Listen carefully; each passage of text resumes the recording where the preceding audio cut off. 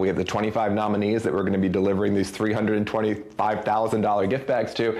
We contact each one. Where do you want it delivered? Here's what, in it. If they ask, like all those things.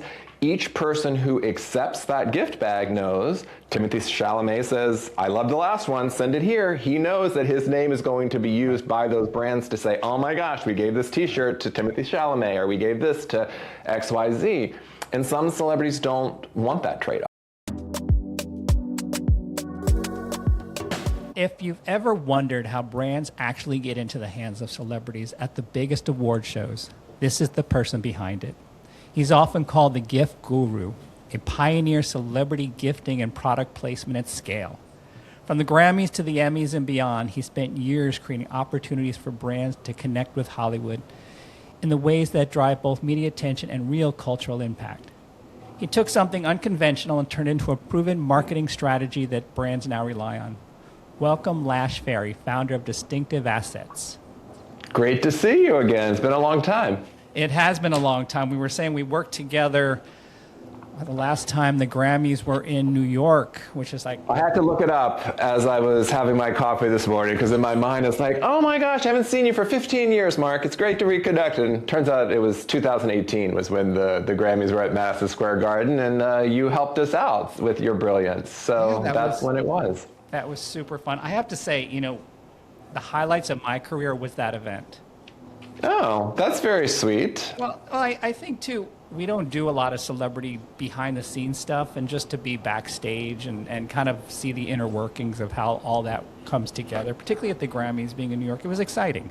Yeah, well, for sure. I mean, award shows in general are something that people grow up with, about. Like, I grew up knowing about the Oscars and the Grammys and watching them, and so now to sort of be this very small part of them is sort of gratifying and fun. And when we have clients come in, for sure, you're correct. Like, if it's the first time ever going to the Grammys and I'm able to get them tickets to the show, or even just being around during rehearsals, and you see Cyndi Lauper coming through, or whoever it is, Grammys is a great example of so many different types of talent. Like, I had clients who literally burst into tears when Stevie Wonder walked in. Yeah. Now, I think Stevie's great. I like his songs, but I wouldn't burst into tears. However, meeting Barbara Streisand was my moment, or meeting Bette Midler was one of my highlight moments. So everybody has those stars and those things that resonate with them, and that's what makes these shows amazing, is that you have those special moments that sometimes pop up, or in your case, just being able to say, we were part of the Grammys and it was like this amazing moment is sort of what my business is based on. Yeah, I think that's so true. It's interesting because my wife, to this day, because I had her help me on that event, and we were backstage during the rehearsal, and Rihanna walked by, and she wasn't paying attention to anyone. She looked my wife up and down, who had a little outfit on, and she said hello to her. And she said hello to her. She's like, hello, how are you? And to this day, my wife talks about the day that Rihanna said hello to her. So. Well, I would hope so. It's those moments, and that's what you always hope for, whatever the event is. I mean, it could be my birthday party that I have every year right before Christmas. You always hope that there'll be a moment that people will remember. 2 years ago, my friend Deborah Cox happened to be in town, and she came by, and because of social media, I had just seen a social clip of her posting, her singing Have Yourself a Merry Little Christmas at some event she was at the day before. And we were just here. I had about 80 of my friends and colleagues and stuff who would come by for this annual thing that I have the week before Christmas, which is my birthday. And I happen to have a beautiful baby grand piano in my parlor where the tree is, but I hardly ever play it anymore. And she and I were chatting, and I was like, do you want to sing Have Yourself? It's like one of the few songs I can still play, probably. And we just had this impromptu moment. And to this day, anybody who was at that party, it was like such an iconic moment and one of the highlights of all of the birthday parties I've been having for all these years.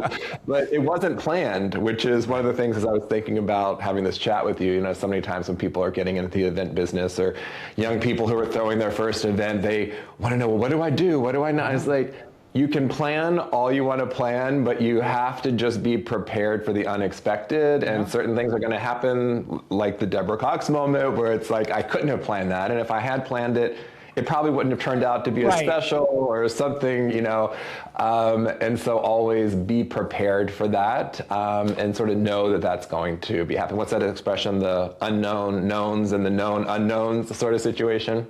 Yeah, you probably would have been stressed out if you had actually planned it, you just getting anxious about it. So now you've been doing this for a long time, and you were probably doing this before anybody even knew what it was. So can you just take me back to how you got started? Sure. I mean, this was our 26th Grammys that we just did last month. So I'm aging myself, of course. But the reality is that, yes, we did this at a time when it didn't exist. We were the first to ever do what's now called a gift lounge or a giving suite or a gift suite, whatever the name is, depending on the event and the promotion. And it was, again, by happenstance. We didn't sit down and like, let's do this as our business. My then business partner and I were selling clothes to TV shows. We were going around, we'd take a rack into Ally McBeal, Dharma and Greg, Will and Grace. I'm old, so these were the shows that were on at the time. And the costume designers would buy the clothes and the jewelry, put on the characters, and we were basically like on-the-go Bloomingdale's. You know, we'd sell them, we'd buy them at wholesale or below wholesale from the designers. The designers were getting exposure on these amazing TV shows. The designers were getting deals.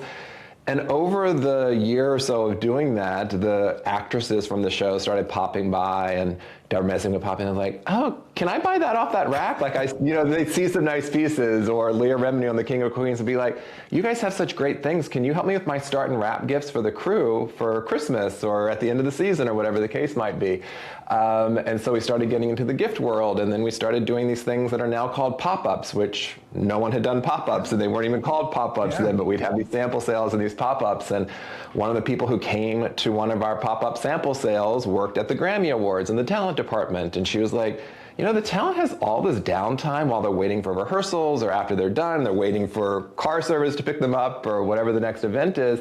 She was like, you guys have such great stuff. She was like, it'd be kind of cool to have some sort of pop-up backstage. And then, of course, she was like, I don't know how any of that would work, but like, I can get you in and talk to the people at the show.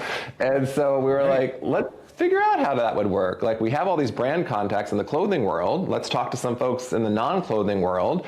And we put together the first ever gift lounge where we had some brands come together who believed in this, well, let's try it. We had Toomey who participated, Sports Club LA, which is now Equinox, like clothing brands that we were working with. All these people came together to do the first ever Grammys all those years ago. We did the same thing at the American Music Awards around the same time.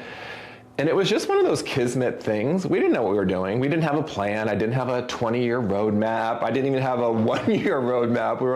We were young and excited about just what you were talking about. We're like, we're going to be at the Grammys, and we're going to maybe make a little money from this endeavor. Let's just see how it will go. And it was just massively successful. The Grammy executives loved it because they got all these amazing gifts for talent that they didn't have to pay for. The talent loved it because, you know, free stuff. Everybody loves free stuff. To this day, people still love free stuff, of course, which is why this business is still going 26 years later. We certainly enjoyed it, and we're being compensated by the brands. The brands got something out of it. Yes, they were paying to be there, but they were having the stardust sprinkled on their product. They were having stories to tell their clients at trade shows about, oh my gosh, Rihanna loved these jeans when she saw me in them at the Grammys, or whatever the story is. These are stories that carry weight. Celebrities, love them or not, they're on the cover of magazines, they're the features in TMZ, they're an industry that drives other industries. And we were just sort of the first to market. And so that was successful. So we ended up doing, I think that year we did like 12 events. And for the first few years, you know, when you're new in business, you don't say no to anything, as you probably recall from when you started your business.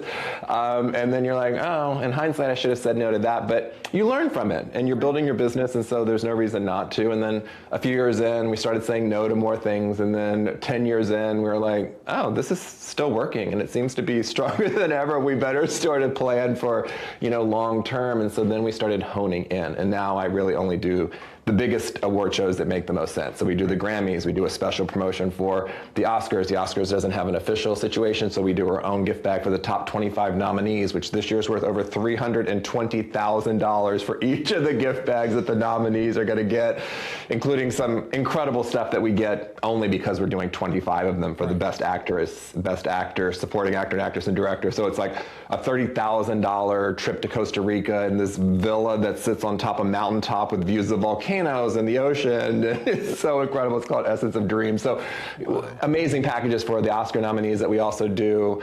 Emmys, which we did this last September for the first time, crazy enough, after all these years, and was such a huge success. We'll be doing that again in September. So now we really only do 3, 4, 5 key events during the year. The Latin Grammys, which is obviously the biggest market, or the biggest show in that market. So we've honed it in over the years and say no to more than we say yes to now. You've been doing this a long time now, so you, like you said, you've honed it down. You focus on some of the bigger award shows. When people hear the 325,000, it just blows their mind. Do the brands come to you and say, I want to do this, or do you go to the brands, or do you just, they already know you're doing it? How does it work? All of those things. So it's a little bit of everything. And sort of the first component is always signing the show, right? So you have to have something in place to sort of build around. So getting the show relationship is the first step, and having them say yes and invite you either for the first time, or in the case of the Grammys, invite you back for the 26th time to do this. And then yes, it's selling the brands into it, because I'm not compensated by the award shows, I'm compensated by the brands who have to pay in. So yes, I've got salespeople who are dialing for dollars or emailing for dollars, who are making the cold pitches, and we've got long-standing relationships. Like we just had MGA Entertainment, which one of their brands is Bratz, and they were celebrating their 20th anniversary this year, and they had launched Bratz with us back in the Grammy Gift Lounge 20 years ago, and now 20 years later they were back in the Grammy Gift Lounge this last year, sort of as a nice little bookend. So brands with longevity tend to do repeat years. We've had brands in the Grammys 15 years in a row. We've got clients in this Everyone Wins back for the Oscar nominees who have been doing it for 10, 12 years with us. So a lot of them are repeat clients. A lot of them are through publicity companies and marketing agencies who fuel us because they've had such success with past brands. They're like, oh my gosh, I have this new client. They really want to get in on it. I've told them about the success stories from my other clients. So a lot of it's referrals. And then some people they'll hear this podcast, they'll see an interview with me on Entertainment Tonight, and then they'll email us or reach out on Instagram and say, I saw the press coverage, I'd like my brand to get that press coverage, how can I get involved? So it's all those things. Now I know from a marketing point of view why this works, but how do you explain to people, because you hear it a lot, well, celebrities don't need any free stuff, they already, they have everything. How do you respond to that? That is for sure true. They do not need it. This isn't a philanthropy where we're giving it to Jennifer Lawrence because she fell on hard times. But the reality is that Jennifer Lawrence doesn't need $20 million to star in a film either. They don't pay her the $20 million because she needs it. It's not a donation to Jennifer Lawrence needy fund. They pay her because her brand has value. Her name has marquee value. It sells tickets to movies. And it's the same thing with this. Celebrities help move the needle for brands to sell products. And sometimes it's a very big needle mover. Like we've had brands, one of my best friends is on the Today Show and she does different segments, and whenever there's a celebrity tie-in, she featured one of the brand's GMBs that happened to be in one of our award shows on the Today Show. They sold $150,000 worth of merchandise in 4 minutes. Just from being featured on a media outlet that was interested in them because they had done an award show with us. Sometimes it's a picture of a celebrity wearing your product or using your product, like this last year at the Grammys. Lola Young, who ended up winning a Grammy and was an amazing performer this year, she came in and took a picture wearing the incredible Minky Couture throw that was in there. She wrapped it around her. There was a photo they posted, got all sorts of coverage. They were able to make tons of sales from that. So there's the celebrity value for the brands to be there and to use those names to market their products. So I always say it's the opposite of free. These celebrities are paying for it because they're letting their name be used. So just a very specific example, we have the 25 nominees that we're going to be delivering these $325,000 gift bags to. We contact each one, where do you want it delivered? Here's what, in it, if they ask, like all those things. Each person who accepts that gift bag knows, Timothée Chalamet says, I love the last one, send it here. He knows that his name is going to be used by those brands to say, oh my gosh, we gave this t-shirt to Timothée Chalamet, or we gave this to XYZ. And some celebrities don't want that trade-off. We were just having the conversation with one of the directors who's nominated this year, and her question was, or her person's question was, is her name going to be used to promote these products in any way? So you go through the process of, well, not directly, but well, even if she accepts it, will it be said that she accepts it? it will absolutely be said that she accepts it. So, there is this trade-off. I mentioned I used to do those pop-ups. One of my clients was Sharon Stone. She'd come and shop, and she'd, oh, I love this. How much is it? And I'd tell her the price. How much if I let you say to Us Weekly that I bought it? I was like, oh, well, then the price is blah, blah, blah. And so most celebrities at this point understand that trade-off. They know when they come to a gift lounge and take pictures with products and they walk away with tens of thousands of dollars of products, yes, they didn't pay for it, but they took pictures with all of these products and these brands that they're not being paid commercial fees for. So it's very much not free. Right, it's implied. It's also implied. If you're going to walk into that gift lounge and there's 10 photographers in there, you know why you're there. Yeah. And then with social media, well, just go back for a second. We were talking prior to hitting record. You started so long ago, but you started early on. There wasn't Instagram when I started. Right, and that's the whole. I was going to say there was no Instagram, no social media. But, that's the original influencer. And now there's a whole industry of influencers that people send things through and that's their business. They're just sending things to them. But you started it as you were saying, the celebrities are the original influencers. And that's why I think I still have this, I wouldn't say resistance to influencers, but I still focus on actual celebrities who are on TV shows, they're in movies, they have platforms, they host radio shows or TV shows or talk shows, or they're on camera doing segments on the Today Show or whatever it is. They have a platform with a more traditional media outlet. That's still sort of my focus and what sort of resonates for me. Because to your point, back in the day, the only value we could provide to our clients back in the day when we started was, oh my gosh, here's a story in a print copy of the Wall Street Journal about what we have going on, or here's a magazine, here's InStyle in print. There weren't even online versions of these things at that time, 26 years ago. It happened very soon thereafter, and then it was online, and then everything started shifting towards that. But what's been amazing for me as somebody who is there to deliver value to brands is that now it's so much easier, because brands can get value out of an event just on their own, creating content for their own social media channels and pages before we even have the first celebrity walk in. Oh my gosh, we're here backstage at the Grammys, or we're here backstage at the Emmys, we're waiting for Elizabeth Banks to come in right now, she's presenting, or oh my gosh, Angela Bassett just walked in after her rehearsal. All of these things can be said online and on social media now, and so there's a platform and a voice for all these things that doesn't rely on anyone else, but it's always nice, and brands still benefit from these traditional media outlets as well. And when an influencer makes sense and they have a platform, and I think their sort of audience resonates with the product, like they have people who are interested in beauty and follow them because of their beauty tips, then yes, sending them beauty products makes sense. But sometimes it doesn't make sense and it's not aligned. And in those cases, I just say, you know what, let's just wait for a better fit. Yeah, no, it's so much to think about. And the great thing is that they can promote it. Now you can promote it early on. Like you're even talking about the value of the Academy Award gift bag. that's now become stories. Like, how much is that thing worth? For sure. And you don't even know what's in it. They just watches and trips and everything.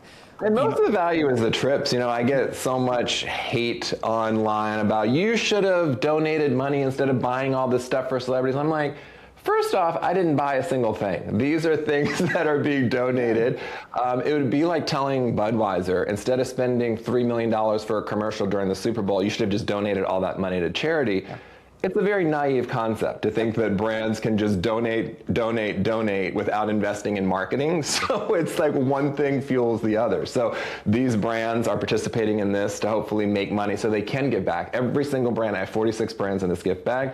I don't know a single brand on the list that is not giving back to their local communities. Minky Couture, the blanket company that was at the Grammys, they donated $5.5 million of blankets last year alone to children's hospitals, NICUs, and communities in need. So these brands do give back, and I think it's very easy to sort of point to things that you don't like, or because you're not getting a gift bag, you think it's dumb, or you don't think it's fair, or Rihanna doesn't need a gift bag, but they don't look at what the full circle is of how can Rihanna help.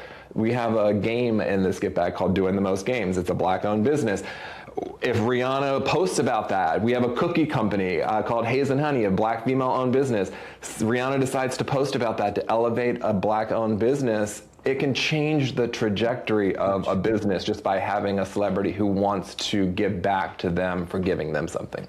Huge. And, you know, I think the brands aren't naive to all of this. They understand what they have to do. It's so, and, you know, I think the first time I ever did a gifting sweep, I was I don't want to say, I felt uneasy the first time. And then I realized, you know, it makes sense, you know, and I think the rise of influencers and everything, it's just, if somebody posts that, you know, like you said, if you're a small business and somebody posts, and you make jeans and somebody posts that jean, and your business is changed because like you said, Rihanna said, "I like these jeans." That's it. Doesn't mean much. I'm basically like a trade show where the only people who come are celebrities. So all these brands paid to be at CES recently, hoping that people were going to see their cool tech product and write about it and promote it, and they would end up making sales from it. It's a very similar thing. We have one of my favorite artists, David Krovblit, Krovblit Fine Art. He does these incredible pieces. He was backstage with us at the Emmys, offering these $15,000 works of art, original art, such cool art. And one of the folks who came through, Tashina Arnold, who's on this hit CBS show, The Neighborhood. She was on Everybody Hates Chris before that, been on all these shows. She's done well, Tashina. And so anyway, she got this piece of art. We went to her home to install it. She couldn't decide between the two pieces. She got the one, we hung it, she loved it. It was a $15,000 piece. But there was another $15,000 piece that she was like, that would look really great in my house in the Bahamas or somewhere in the Caribbean. I forget which island. And so she literally just bought the second piece, like wired them the money there on the spot, because these aren't folks who make decisions based on money. So for her, she was like, oh, I got a $15,000 piece of art for free, and now I'm buying one that I love, and I'm supporting an emerging artist that I believe in. But for that artist to be able to be there to make a sale to a celebrity, I mean, 15 grand for an artist, like that covers some expenses for the month for them. And they didn't have to sell it through a gallery. So these are invaluable introductions to people who can help them. In many ways, I think it's cost effective, because if you look at, if you're a brand and you're going to buy an advertising space on the Super Bowl, millions and millions of dollars, in comparison, giving away 150 trips, which half of them probably won't be used. I could be wrong, but a lot of them. More than half. There's really only about 10% that gets redeemed for any gift certificate. Yeah, absolutely. So at the end of the day, it's kind of a cost, very great value. 100%. Yeah. And when you do these events, where else can you spend whatever the amount is to meet? Like at the Grammys, we had about 75 celebrities who came through over the 3 rehearsal days. Where can you go and meet over a 3-day period 75 of the top musicians in the world who are performing at the Grammys? So yes, it's incredibly cost effective, but it's just like anything else. Not everyone can afford it, and if you can't afford it, it's unfortunately not going to be an opportunity. I'd drive a gold Bentley if they were free, but they're not free. And so you do what you can, and you're participating in what you can. But as a small business myself, and as somebody who's always worked with emerging brands and brands with a range of budgets, not everyone has Brat's budget in terms of promoting products. We have always made it very feasible for brands. So there's all sorts of price ranges. There's like very, very low. There's very, very high. There's different deliverables at different levels depending upon what you are able to afford. And so, you can buy the most expensive car on the lot, or you can buy the least expensive car on the lot, and you're still getting a great car at the end of the day. It just depends on the bells and whistles. Yeah, absolutely. It's so funny. We were talking about products. I actually have an Aura ring, and I was realizing that back when we had done the Grammys, Aura was there, and nobody knew who they were. Yeah. And I remember them talking to me, and they're like, "Listen, you put this on your finger. It's gonna tell you how you sleep." I'm like, "Really?" And then I have a whole list of those sorts of things. We launched Keurig at our gift lounges, and literally the first time we gave them out, people were like, what? I have to, where do I get the pods?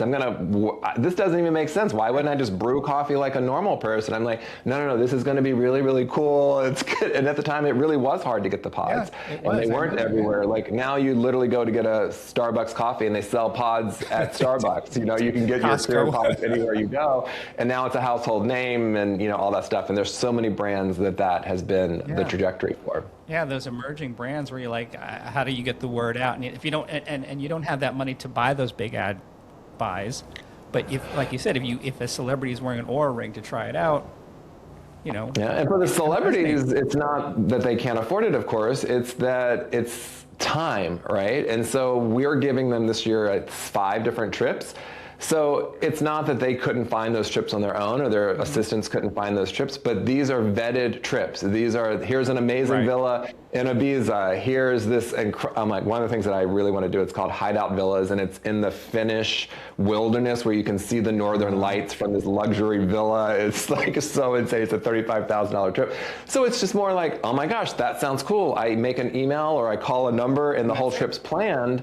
It's a time savings for them, and that's their biggest commodity as a celebrity is their time.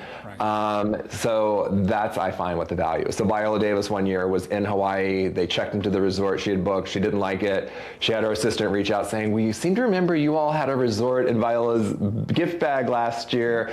Could you make a connection? We made the introduction again. They welcomed her over the same day at our resort. She posted pictures online about how amazing she loved Kaloa Landing and what a great Hawaii trip it turned out to be, all this stuff. She would never have found Kaloa Landing in Hawaii on her own. Or think about exactly, but you're actually, it sounds like almost like you're a bit of a concierge after the fact too. Well, luckily for the trips, we have a travel concierge that we work with. That's where all those trips come from. So that's not my beat. I don't like to travel. I don't like to leave home. Like, I love LA. I could spend my entire lifetime in LA and never leave and be completely happy. So we do find different people who have access points for that. Yeah, it's funny. When I used to work at Condé Nast Traveler, and when we used to do events, in order to get some of the celebrities there, that's what we would offer them. We never talked about it. Yeah. We were never allowed to talk about it, but we had all the partnership with the Ritz-Carlton, and we would give them trips. And like you said, sometimes they'd use them, sometimes not. But then I would have to become the concierge sometimes. Yeah, for sure. They would call me after. Remember that trip that you yeah, okay, I'll take care of it. Well, that's the thing about doing, whether it's events or whatever it is, you have to be willing to wear many hats. It's very rare if you're going to start a business where you're like, I'm only doing this one thing and I'm not going to deviate from it. Yeah. I think it's really, really important to be flexible and to go where the universe guides you. That's certainly what we did. Like, we had started out selling clothes to TV shows, and then the universe guided us to this award show thing, and it was like, wow, this is actually, there's way more upside to this in terms of revenue streams. And so we shut down the original part, and at the same time that we were shutting that down, it was winding down on its own organically, so it was the perfect transition point.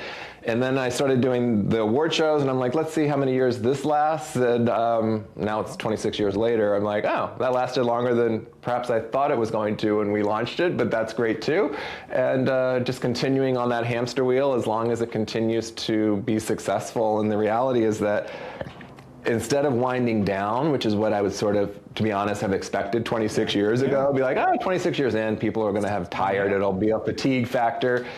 Honestly, like, the last few events I've done have been some of the most successful I've done in the 26 years I've been in business. There seems to be, if anything, a renewed interest in this. And I think part of that is the sort of calamitous nature of the world. Now there's just so much bad news, and you turn on, it doesn't even matter, local news, international news, national news, DC, whatever the news is, it's so sad. And there's so many horrible things that are happening on a daily basis. I actually think people like something that's fun and frivolous. People like a little good news. If you're a celebrity, you mentioned your wife's pal Rihanna. She had been at the Grammys, the last time she was at the Grammys, and there wasn't a single vendor in our gift lounge who thought Rihanna would actually come to the gift lounge. Yeah. So we approached her after her rehearsal. She had a very challenging rehearsal, that Grammys, and so one might think, oh, she's going to be in a bad mood. She is not going to want to do anything that's not on her schedule.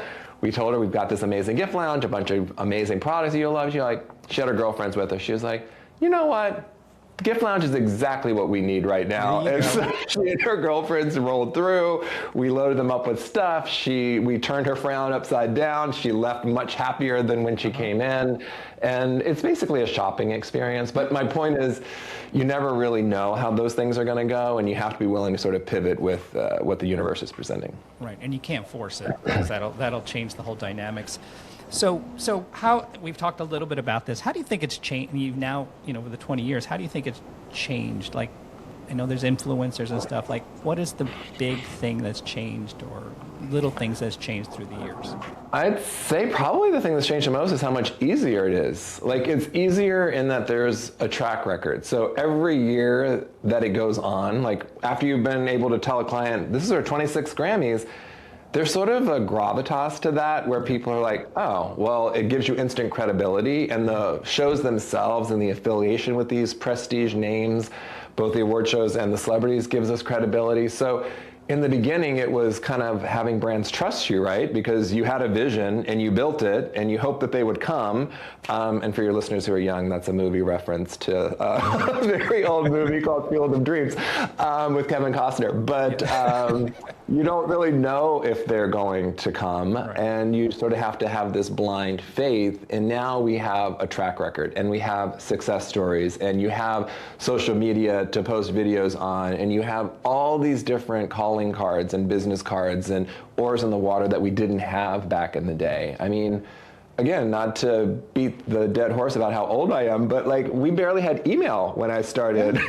Like, I mean, we did, but it was still mostly phone calls. Right. And now I'd say if I make a phone call to make a sale, it's a rarity. Right. It's almost all email. And so I find it exponentially easier because we've been doing it for so long and we have this track record. The actual nuts and bolts of it, to be honest, haven't changed that much. But by the same token, look at a Hershey bar. The formula for making Hershey bars really hasn't changed. I don't even know that they've changed the packaging that much over the years, if at all. So while there is this, and I know like in the event world where you live, like there is this, how do you mix it up? How do you make it seem fresh? How do you make it feel different? And those are just basically shades of makeup, the way I look at that in my world. Like, yes, I can have like, oh, we doing this giving back component, or oh, we have different color scheme, or oh, we've got this Candyland. At the end of the day, it's connecting brands with celebrities in the hope that there's going to be media coverage, and that hasn't changed in 26 years.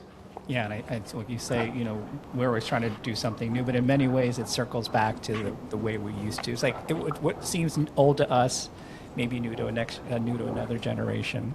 I mean, I'm just in my old age. I'm like, if it's ain't broke, don't fix it. Like, I don't need to reinvent the wheel. The wheel is working. It's provided me this lovely life for 26 years. And, if I need to do something else, I'll do something else. But in the interim, I just feel like it's tweaking, like these guys who go out and tweak with their car engine, even though there's no problems, and then it ends up being a problem. It's like, I'm not going to create problems. There's no problem right now. It works. So let's just like stick with what's working.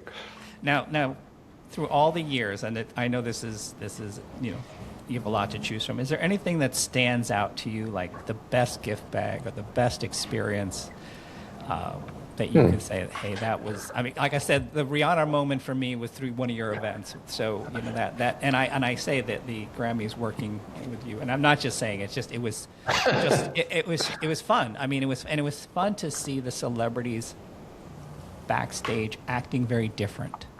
They were working as much as we were working. That's one of the things I remember, because they're with their peers. They weren't on. I saw some, and I won't even mention some, leaning against the wall, like nobody's talking to him or whatever. One of these musicians are like, what do you mean nobody's talking to him? He fell out of place. He was like, and I saw them acting nervous. I saw them, they are trying to get their next job. This is all stuff. That's 100% true. And having done this so long, having friends in the industry, like going on TV sets, going on movies, like they're there to work. Just like some people go to a bank, they go to a television studio or a movie set or whatever the case might be. So going back to the idea of one of your highlights of your career. Oh, well, I'd say there's probably two buckets for that. Like there's the Lash Fary personal highlight moment of meeting Barbra Streisand in her dressing room at the Grammys, or having this amazing exchange with Bette Midler, and then running into her during rehearsals, and then running into her on day of show, and she puts her hand on her hip. She's like, well, it's Lash Fary, because she had this whole thing about not believing that my name was actually Lash Fary and that it was too good to be true, and that she was going to put it in her act. And so having that moment, then I got a lovely thank you note, which is actually framed right over there from Bette Midler. So those were personal highlight moments for me, but from a workflow and like what events were the most successful, To be honest, it's probably whatever the most recent event is, because it shows that I'm still here. I'm still doing it. So we just did the 26th Grammys, so that was certainly a highlight.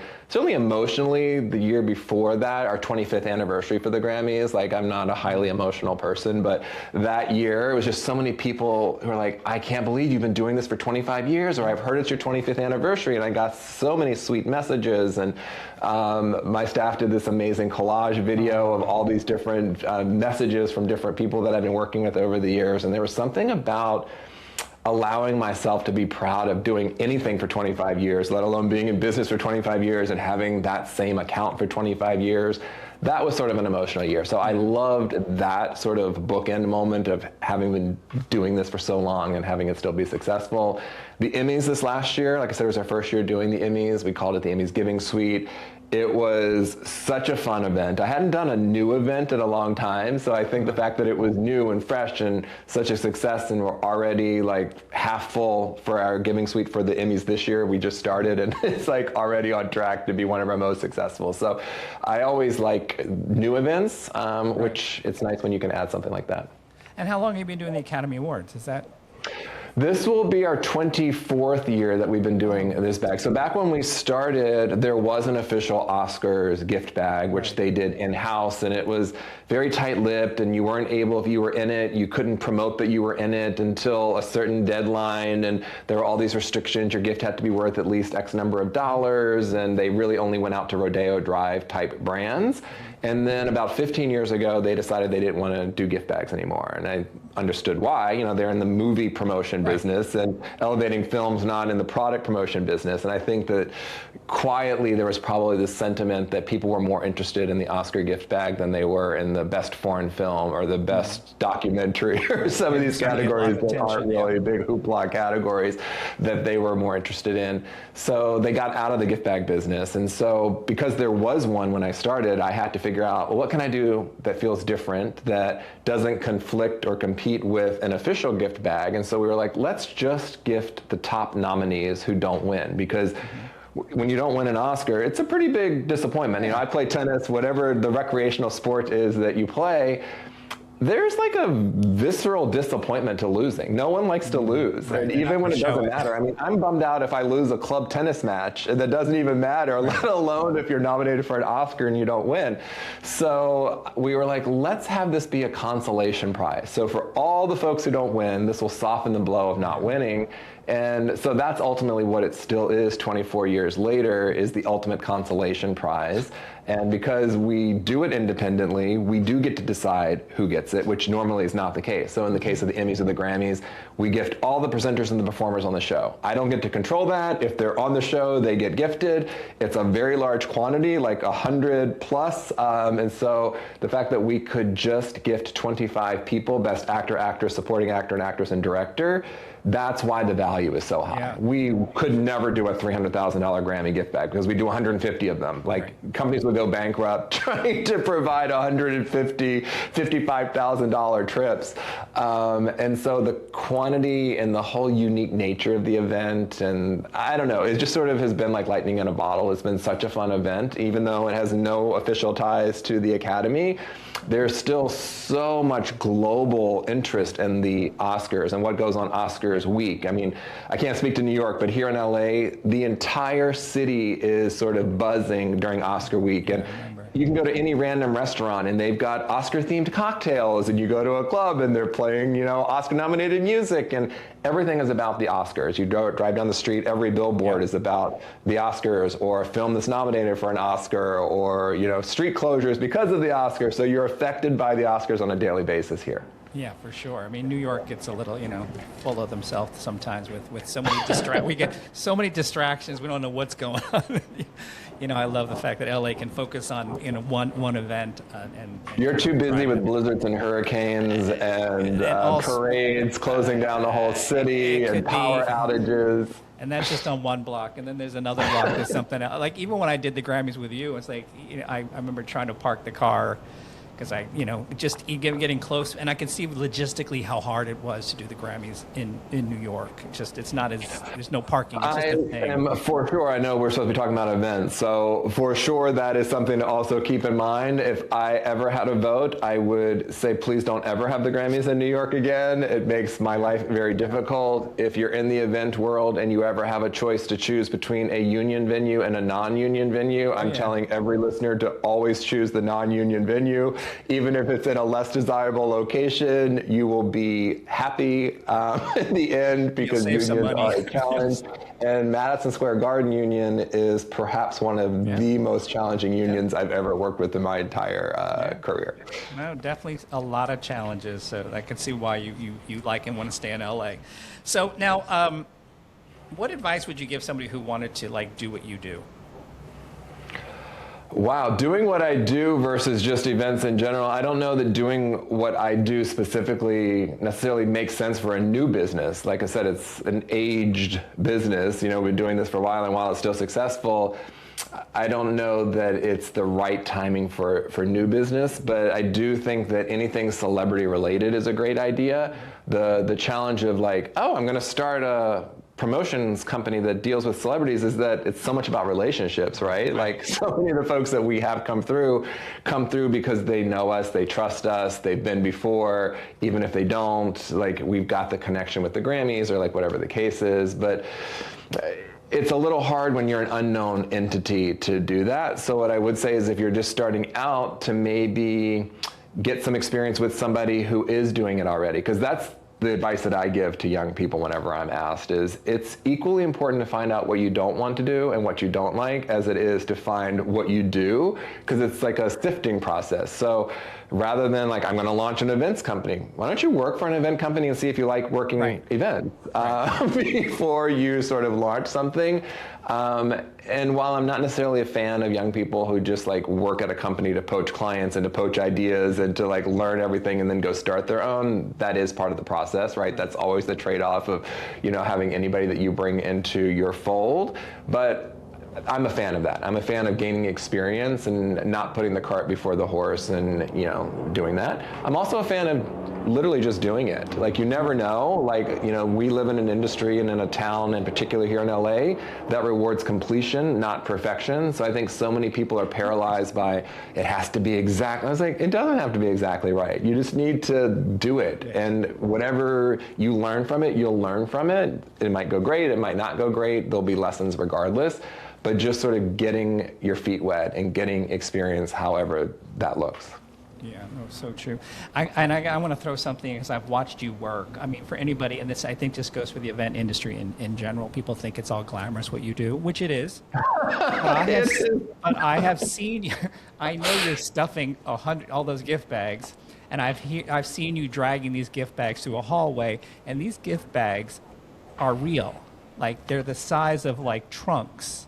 And once they're assembled, they're pretty easy because they're on wheels. But the process of putting it together here, and the number of boxes and breaking down boxes, and yes, I have an amazing team, and it's a team effort, but we all are pulling our weight. For the Grammys this year, we had, and I'm sure you've done this in your career in events, we had to do an overnight load in because of what was going on at the venue, and that is not fun for anyone, but that was a hosing for my staff. But everyone, you grin and bear it, you go through it. The next day, everyone had literally 30 minutes of a little cat nap between setup and starting, and you just kind of go with it. But to your point, we have running jokes here all the time. We'll be doing something very unglamorous, breaking down boxes, doing a dump run with all the broken down cardboard, or making an absurd delivery, whatever the case might be, and we'll just start laughing about, oh my gosh, you must have such an exciting life. This is the voice of everybody that I went to high school with who just thinks it's all you do is hang out with celebrities, right? I'm like, no. But there's a lot of work. So that's another tip I give to especially young people, because I find the kids starting out now who don't have the same work ethic that we grew up with, and the sort of, I grew up in the rural South, we had real labor, we had real chores. We were digging potatoes in the garden and getting our hands dirty, and there was sweat labor involved in that, and there's sweat labor involved in running your own business. It can't just all be fun and sunshine, and you're not going to break a nail because you just had a manicure. You have to be willing to get your hands dirty. And I get that it's not always fun and not everyone wants to do it, but the reality is that you have to lead by example. I'm very, very grateful for the team that I have. And, I think part of why they're so loyal and they've been with me for so long and they work so hard is that they see I do all those things. Yeah. So there's nothing I ask my staff to do that I either haven't done myself or I'm not willing to go put on sneakers and go in the garage and move boxes and get dirty and do all the same stuff that everybody else has to do. So you have to be willing to do the hard work and not just enjoy the glory moments of like, oh, here's a picture of me and Reba McEntire at the Grammys. But there was a lot that went into getting to that point. Yeah, and that's the Reba McEntire. That's a small window because watching you do the work before, because I know you're negotiating, like you say, with the unions even to get the suites available in the right locations. And the fact that you say the bag has to be put on wheels might seem like nothing to you, but anybody who's ever seen these bags, they are not just, you can put a body in them or two. I mean, that's how much they work definitely is involved. are large rolling suitcases, but you always, whenever you're doing an event, you also have to think about not just what makes sense for you and what's going to look nice, but also is going to be functional for whoever your guests are that you're inviting. So maybe you found the best location and walking there is like a very, very difficult task, or it's like not a convenient thing, or it's like construction or whatever. You have to take all these things into account, and it's like a fine balance. Yeah, because these celebrities have to take these bags home with them, or not. Somebody has to take them home. Somebody has to take them home. I remember, somebody has to take these things home. So this is all amazing. So how would people follow you and see what you're doing? Well, because I am old school, as we keep saying, I am not on TikTok, but I am on Instagram, and Swag Assets is probably the easiest place because there's pictures from events, there's links to some of the products, so if you're interested in, living like a star and scooping up some of the, you see behind me, I'm getting set up for some of my interviews for these Everyone Wins gift bags for the Oscar nominees, so you can learn about the products, scoop up some great things that you might want in your own life. I love it. So we'll put all the stuff into the notes. I want to thank you for doing this. It's so exciting, and it's great to connect with you again. You too. Thanks for having me. It's a pleasure to chat. And while I secretly hope I never have to do another event in New York, if I do, I am comforted by the fact that I have you still there because you really did show up in such an amazing way when we were like, oh my gosh, we don't have any of our normal access and the stuff that we bring in for rentals. We don't even know who to call for rentals. It's not going to hose us. And you made all of that not just easy, but it looked amazing. I was funny enough just looking at those pictures. Maybe that's why you called. Our Emmys setup is a very small room. And I was like, oh, I remembered Mark did something cool with the way the signage came out from the wall because it was like a weird setup area where we were at Madison Square Garden. And so I wanted to I was inspired by that, and I wanted to so I just looked at those pictures recently to try to recreate them. Yeah, no, it's great. We'll go anywhere where you're at, so, we travel all over. All right, well, this has been so exciting. Well, it was 80 degrees here this last week, so if you ever do need to leave the blizzard and come out and enjoy some sunshine and summer, then come on out. I will take you up on that. All right, well, thank you. Thank you again, and look forward to watching what you're doing. Congratulations, and good luck on the Academy Awards. Thanks so much. Thank you for listening. Be sure to sign up for our email newsletter at markstevanagency.com and subscribe and comment on your favorite podcast app. This is creating the perfect experience where passion meets inspiration.